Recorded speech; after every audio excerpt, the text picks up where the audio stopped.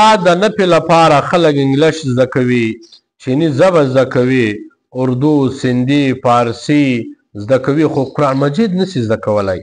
ولې دی وایي چې قرآن مجید ګران ده، سخته، زه یې نشم زده کولی، یا زما اولاد نشي زده کولی.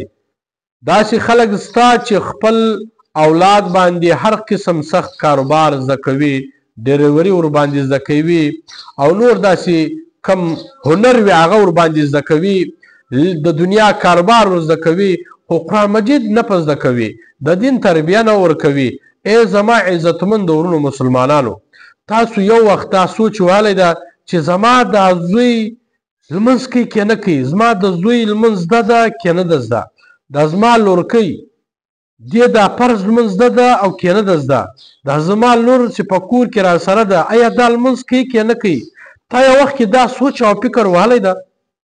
ته خپل په ګریوان کې داسې وګوره، یو ورځ تا دا سوچ وهلی ده دا زما زمون ځوانان دي دا لمونځ کوي که نه کوي، دا سیزي کاروبار کوي، دا کاروبار په څنګه طریقه دی کوي، آیا دا ګټه ماته راوړي، دا په حلال راوړي که په حرام راوړي.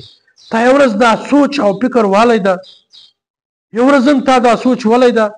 او کوم چې په کور کې تاسې کم انسانان اوسي، زنانې دي، آیا تا هغه دا سوچ وهلی چې دا زما په کور کې چې زنانې اوسي آیا دا لمونځ کوي که نه کوي، آیا چې دا غسل کوي، دغو دا غسلونه زده دي او که نه دي زده.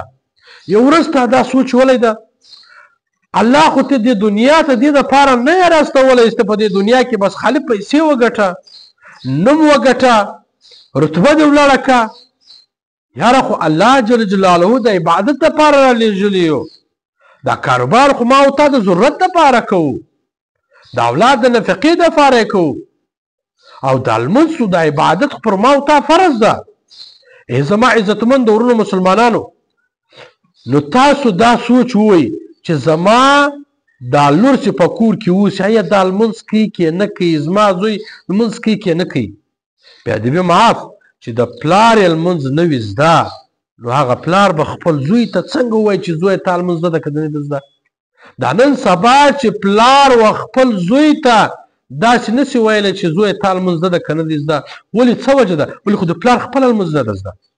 دا نن سبا چې پلار خپل اولاد ته دا نسي ویلی چې ولاړ سه مسجد ته ولاړ سه لمونځ په جمع وکړه. ولې؟ خو د خپله په مسجد کې لمونځونه نه کول، لمونځ یې په جمع نه کوئ، اوس یې له پښو ولوېدی قرار پروته، نو زمونږ ته وایي تاسو مسجد ته ولاړ سئ. نو کاشکې چې دا په هغه روغ صحت کې په ځواني کې دی مسجد ته تللی او راتلی، اولاد ورته کتل، بیا که د پښو هم لوېدلی وای نو اولاد ته یې ویل چې زمونو ځئ دا مسجد ته لمونځ کوئ، بیا به یې زمونه د ده په خولو کول. نو اوس یې زمونو ته ووایي، زمونه ورته وایي چې بابا موږ خو ته په ټول عمر په مسجد کې نه لیدلی، تا خو به کور لمونځونه کول، ګای به دې کول ګای به دې نه کول، نو اوس ته موږ ته وایي چې ولاړ سه لمونځ په مسجد کې وکړه. نو بیا درته وایم بیا دې به دې معاف چې پلار یې لمونځ نه کوي، نو هغه پلار به خپل زوی ته څنګه ووایي چې زویه ته لمونځ کوې که نه کوې، ته مسجد ته ځې که نه ځې. کم پلار چې لمونځ نه کوي نو د ده اولاد ده ته ګوري هغه هم لمونځ نه کوي. ای زما عزتمند ورونو مسلمانانو، په خپل اولاد باندې لمونځونه زده کړئ، دا ضروري ده، دا فرض